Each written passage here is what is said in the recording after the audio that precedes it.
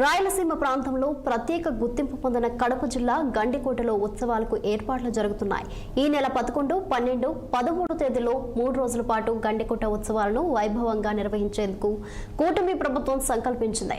11 దశాబ్దాల చరిత్ర కలిగిన గండికోట రాజుల పరిపాలన నేపథ్యాన్ని ప్రతిబింబించేలా పర్యాటకులను ఆకర్షించడమే లక్ష్యంగా వివిధ సాంస్కృతిక కార్యక్రమాలు నిర్వహించనున్నారు.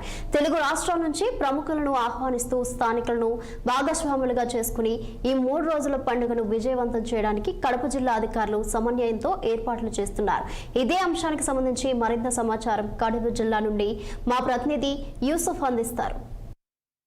రాయలసీమ చరిత్ర కట్టడాలకు నిలయంగా నిలిచినటువంటి గండికోట ఉత్సవాలను 11, 12, 13 తేదీలలో నిర్వహించేందుకు ఇటు రాష్ట్ర ప్రభుత్వంతో పాటు జిల్లా యంత్రాంగం మొత్తం కూడా సమాయత్తమైనటువంటి నేపథ్యంలో ఇక్కడికి వచ్చేటువంటి ప్రజలకందరి వీక్షకులకందరికీ కూడా కావాల్సినటువంటి సదుపాయాలన్నీ కూడా కలిగించేందుకు అటు పర్యాటక శాఖతో పాటు ఇటు జిల్లా యంత్రాంగంతో కూడా శ్రమిస్తూ ఉన్నటువంటి నేపథ్యం.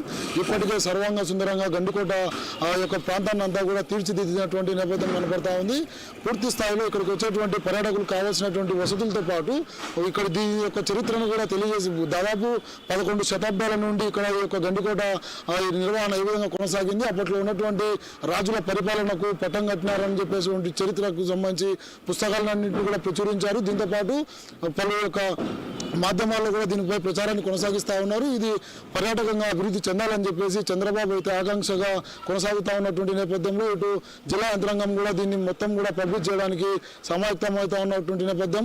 ఇటు సాంస్కృతిక కార్యక్రమాలతో పాటు అటు ఫోక్ సింగర్ మంగ్లీ, ఇటు డ్రమ్స్కి సంబంధించినటువంటి శివాజీ, వివిధ రకాల కళాకారులందరినీ కూడా పిలిపించి జిల్లా యంత్రాంగం అయితే దీన్ని నేషనల్ వైల్డ్ ఒక హబ్గా మార్చాలని, పర్యాటక కేంద్రంగా మార్చాలన్నటువంటి ప్రయత్నం కొనసాగిస్తూ ఉన్నటువంటి నేపథ్యంలో పూర్తిగా కూడా ఇప్పటికే యొక్క కార్యక్రమాలన్నీ కూడా కొనసాగినటువంటి పరిస్థితులు కనబడతా ఉన్నాయి. రానున్న రోజుల్లో ఈ యొక్క చరిత్ర ఏదైతే రాయలసీమకు సంబంధించినటువంటి చరిత్రను ప్రపంచవ్యాప్తంగా ముందుకు తీసుకువెళ్ళేటువంటి సహకారానికి ఇటు రాష్ట్ర ప్రభుత్వం కావచ్చు, స్థానిక ప్రజాప్రతినిధులు కావచ్చు, వీరందరూ కూడా ముందు కొనసాగించినటువంటి కార్యక్రమాలను అయితే కొనసాగిస్తూ ఉన్నారు. ఇక్కడికి వచ్చేటువంటి వీక్షకులను పక్కనే ఉన్నటువంటి వాటర్ ఫాల్స్ వీక్షించేందుకు ఒక హెలికాప్టర్ను కూడా ఏర్పాటు చేశారు. దీంట్లో ఇక్కడికి వచ్చేటువంటి వీక్షకులంతా కూడా హెలికాప్టర్ ద్వారా ఇక్కడ ఉన్నటువంటి మొత్తం ఈ యొక్క గండికోట అందాలను వీక్షించేటువంటి కార్యక్రమాన్ని అయితే ఏర్పాటు చేసినట్టుగా భావించవచ్చు. కెమెరా పర్సన్ శ్రీనివాస్తో యూసుఫ్, 6 టీవీ న్యూస్, కడప జిల్లా నుండి.